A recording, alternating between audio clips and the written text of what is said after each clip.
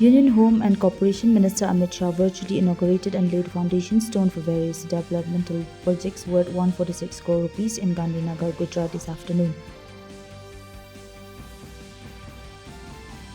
Union Minister for Youth Affairs and Sports Dr. Mansukh Mandaviya said that the central government is committed to empowering young people through strategic policies and initiatives aligning with the vision of making India a developed nation by 2047.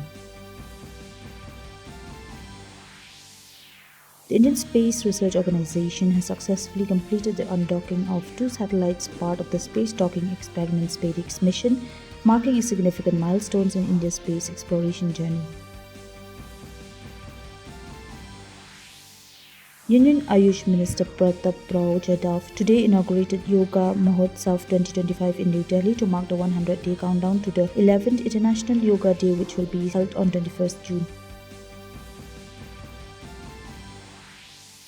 India continued its dominant run on the second day of the World Para Athletics Grand Prix 2025, delivering several standout performances across multiple events at the Jawaharlal Nehru Stadium in New Delhi yesterday.